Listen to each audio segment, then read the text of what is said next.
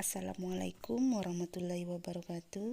Selamat pagi dan salam sehat untuk kita semua. Selamat bertemu kembali dengan Ibu Dina Mariana di mata pelajaran PKN. Dan untuk lebih jelasnya, silakan simak baik-baik penjelasan berikut. Akan membahas materi pembelajaran PPKN kelas 7. Setelah di pertemuan sebelumnya kita membahas materi bab 2 bagian 1 yaitu pengertian norma. Di mana pengertian norma tersebut merupakan aturan yang mengatur kehidupan masyarakat yang digunakan untuk mengendalikan tingkah laku manusia dalam masyarakat. Kemudian kita juga telah membahas materi mengenai macam-macam norma. Macam-macam norma yang telah kita bahas yaitu norma kesusilaan, norma kesopanan, norma agama, dan norma hukum yang sudah saya ringkas pada tabel ini. Nah, pada pertemuan kali ini kita akan melanjutkan pada materi selanjutnya yaitu materi Suba B, arti penting norma dalam mewujudkan keadilan. Untuk bisa mengikuti materi pada pertemuan kali ini, kalian bisa buka buku paket pegangan siswa yaitu buku paket PPKN kelas 7, kurikulum 2013, revisi 2017 pada halaman 46 sampai halaman 52 ya. Baik, kita mulai saja. Materi Suba B, arti penting norma dalam mewujudkan keadilan. Sudah kita pahami bahwa norma atau aturan yang ada di dalam masyarakat memiliki peranan penting bagi terciptanya ketertiban dan keharmonisan dalam masyarakat. Karena memang sebagai makhluk individu, manusia memiliki kepentingan, keinginan, serta tujuan hidup yang berbeda-beda satu dengan yang lainnya. Nah, agar segala perbedaan tersebut tidak menimbulkan perpecahan dan ketidaktertiban dalam masyarakat, maka dibuatlah norma atau aturan. Adapun norma atau aturan tersebut memiliki fungsi diantaranya sebagai berikut. Yang pertama, menjadi pedoman dalam bertingkah laku, di mana norma ini mengatur tingkah laku masyarakat dalam pergaulan sosial. Kemudian yang kedua, menjaga kerukunan antar anggota masyarakat, di mana norma atau aturan tersebut mengatur agar perbedaan masyarakat tidak menimbulkan kekacauan ataupun ketidaktertiban. Yang selanjutnya nomor 3 adalah sebagai suatu sistem pengendali sosial, di mana tingkah laku anggota masyarakat diawasi dan dikendalikan oleh aturan yang berlaku. Negara Indonesia adalah negara yang besar dan kaya. Dalam mengatur kehidupan berbangsa dan bernegara tersebut diterapkan norma hukum. Adapun pelaksanaan norma hukum di Indonesia tercantum dalam Undang-Undang Dasar Negara Republik Indonesia tahun 1945 pada pasal 1 ayat 3 yang berbunyi, negara Indonesia adalah negara hukum. Serta selain itu ada juga tercantum pada pasal 27 ayat 1 yang berbunyi, segala warga negara bersamaan kedudukannya di dalam hukum dan pemerintahan wajib menjunjung hukum dan pemerintahan itu dengan tidak ada kecualinya. Nah, sebagai negara hukum, tentu bangsa Indonesia menerapkan aturan hukum dalam menyelenggarakan pemerintahan dalam kehidupan bermasyarakat, berbangsa, dan bernegara. Pada umumnya, norma hukum lebih ditaati oleh masyarakat dibanding dengan norma yang lainnya. Norma hukum memiliki sanksi yang tegas sehingga berlakunya norma hukum dapat dipaksakan. Paksaan berlakunya norma hukum dilakukan oleh alat-alat perlengkapan negara yang berwenang seperti polisi, jaksa, dan hakim. Untuk menyelesaikan masalah-masalah perdata seperti pembagian harta warisan, dapat mengajukan ke pengadilan untuk diperiksa dan diputuskan oleh hakim. Untuk mencegah dan menanggulangi aksi kejahatan dan gangguan keamanan, diperlukan aparat kepolisian. Sedangkan untuk mewakili negara melakukan tuntutan terhadap pelaku kejahatan di sidang pengadilan dilakukan oleh aparat kejaksaan. Setiap pelanggaran norma hukum harus mendapatkan sanksi agar terwujud keadilan. Hal ini sesuai dengan salah satu tujuan hukum, yaitu terwujudnya keadilan dalam kehidupan masyarakat. Arti keadilan dalam Kamus Besar Bahasa Indonesia diartikan sebagai tindakan tidak berat sebelah, sepatutnya dan tidak sewenang-wenang. Adapun nilai-nilai keadilan yang harus terwujudkan dalam kehidupan bersama adalah sebagai berikut. Yang pertama, keadilan distributif. Keadilan distributif ini seperti keadilan dalam bentuk membagi, bentuk kesejahteraan, bantuan, subsidi, dan kesempatan hidup bersama yang didasarkan atas hak dan kewajiban. Kemudian yang kedua yaitu keadilan legal, dengan berbentuk menaati peraturan perundang-undangan yang berlaku. Kemudian selanjutnya keadilan komutatif, di mana keadilan ini merupakan hubungan keadilan antar satu warga dengan warga yang lainnya secara timbal balik. Menurut pandangan hukum, keadilan mengandung arti adanya jaminan negara terhadap anggota masyarakat untuk mendapatkan apa yang menjadi haknya dan memperoleh perlakuan yang sama di hadapan hukum. Hukum menjaga dan melindungi hak-hak anggota masyarakat agar tercipta keadilan. Di depan hukum tidak ada seorang pun warga negara yang diistimewakan. Semua warga negara, baik pejabat negara, warga negara, dan orang asing wajib menaati hukum. Dengan demikian, norma hukum berlaku adil bagi semua warga negara. Adapun sanksi atau hukuman bagi pelanggar norma hukum dapat dibedakan dari segi berat ringannya pelanggaran, seperti teguran atau peringatan, pengurangan hak seperti denda, pembatasan kebebasan atau penjara. Selain itu, ada sanksi yang menyakiti fisik seperti hukuman kebiri dan pidana mati. Penjatuhan hukuman bagi pelanggar norma hukum dipandang sebagai bagian dari proses koreksi, sehingga orang yang dihukum ataupun dipenjara kemudian dibina untuk menjadi orang yang lebih baik lagi sebelum kembali ke tengah-tengah kehidupan.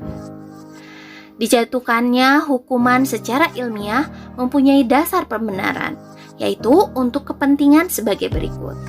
Yang pertama, sebagai pembalasan atas kesalahan yang telah dilakukan. Kemudian, untuk proses penjeraan, baik yang bersifat umum ataupun untuk pelaku itu sendiri. Dasar pembenaran selanjutnya yaitu rehabilitasi atau pemulihan pada keadaan yang lebih baik. Kemudian selanjutnya supaya tidak dapat lagi melakukan kesalahan. Dan dasar pembenaran selanjutnya yang terakhir adalah untuk mengisolasi atau mengasingkan pelaku untuk mencegahnya melakukan lagi kesalahan yang membahayakan orang lain. Hukuman bagi pelanggar norma hukum juga tidak hanya berlaku dalam lapangan hukum pidana, tetapi juga dapat mencakup hukum perdata dan hukum tata usaha negara. Di dalam hukum perdata, hukumannya berupa ganti rugi, sebagaimana tercantum dalam pasal 1365 Kitab Undang-Undang Hukum Perdata yang menyatakan bahwa tiap-tiap perbuatan melanggar hukum yang membawa kerugian kepada orang lain mewajibkan orang yang melakukan kesalahannya itu untuk mengganti kerugiannya tersebut. Di dalam hukum tata usaha negara, sanksi hukuman berupa pemecatan dari jabatan atau skorsing terhadap seorang pegawai, pencabutan izin usaha, pencabutan izin mengemudi, dan pencabutan izin terbit, dan lain sebagainya. Pemberian hukuman bagi anggota masyarakat yang melanggar hukum dilakukan oleh lembaga peradilan. Bisa kita lihat pada info kewarganegaraan bahwa sistem peradilan negara Indonesia terdiri dari peradilan umum, peradilan militer, peradilan agama, dan peradilan tata usaha negara.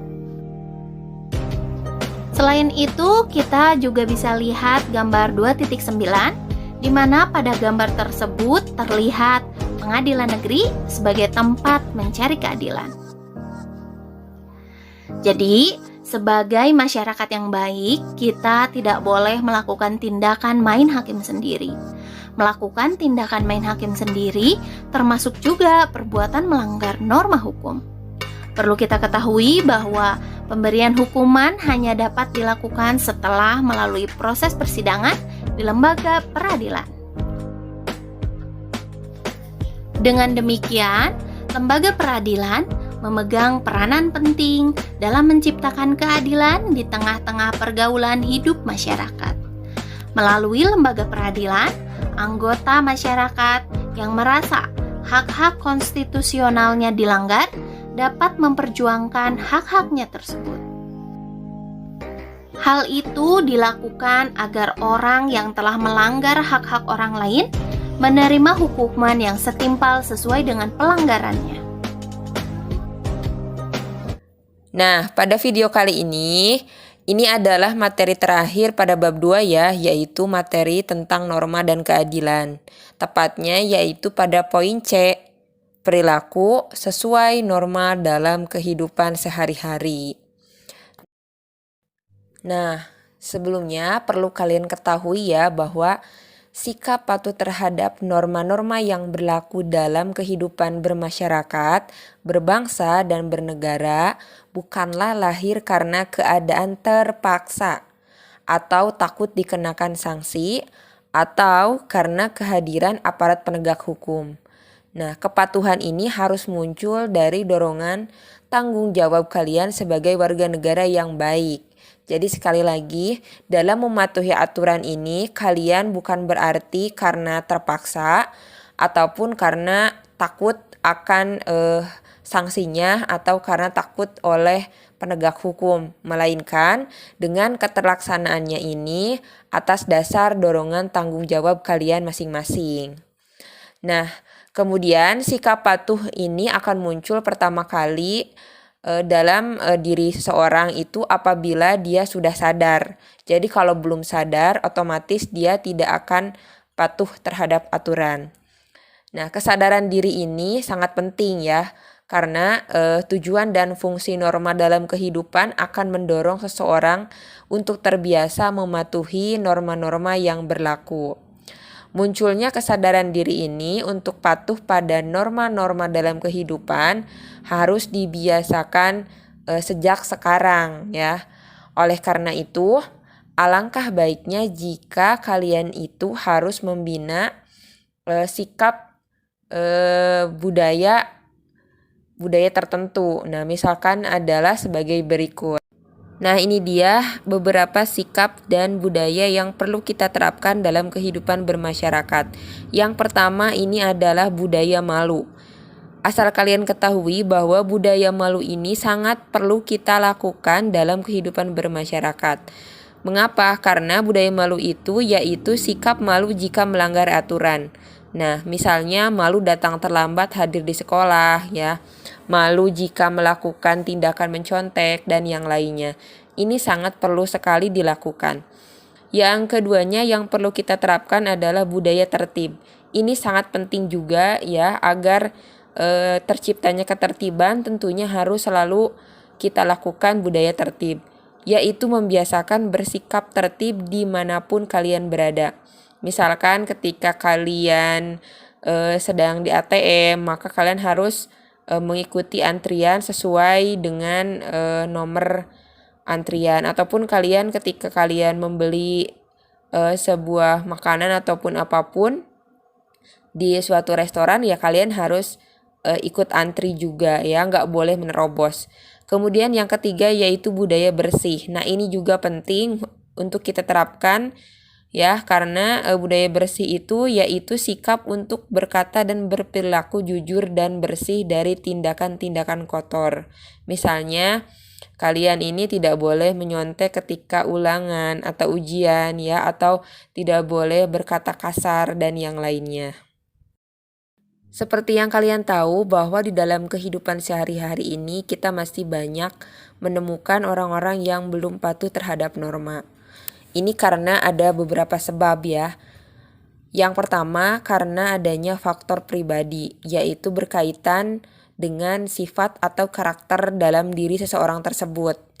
Ya, yang keduanya yaitu karena adanya faktor lingkungan, yaitu pengaruh dari lingkungan, ya, baik dari lingkungan masyarakat ataupun dari lingkungan keluarganya yang kurang mendukung terhadap pembentukan perilaku patuh pada aturan.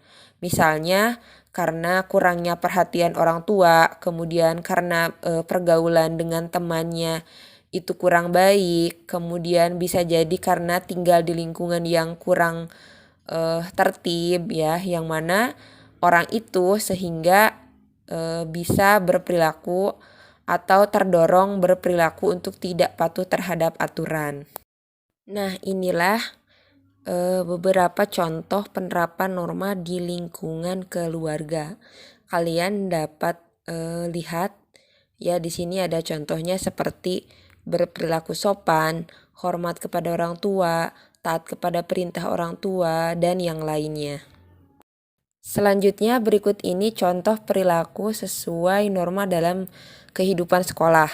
Nah, contohnya seperti menaati peraturan dan tata tertib sekolah, kemudian tidak membolos, ya, memakai seragam sekolah, santun terhadap guru, dan masih banyak yang lainnya. Di sini juga ada contoh perilaku sesuai norma dalam kehidupan masyarakat dan negara. Contohnya seperti ikut mendukung program keamanan dan ketertiban masyarakat ya, atau Poskamling. Kemudian mematuhi peraturan lalu lintas, tidak melakukan tindakan main hakim sendiri, membayar pajak sesuai dengan ketentuan. Nah, itu dia beberapa contoh perilaku sesuai norma dalam kehidupan sehari-hari. Semoga materi yang saya jelaskan kalian dapat pahami ya. Mungkin materi ini adalah materi terakhir dari pembahasan mengenai norma dan keadilan pada bab 2 ini. Sampai jumpa lagi dalam pembahasan materi lainnya ya. Untuk tugas pertemuan hari ini, silakan jawab pertanyaan di bawah ini.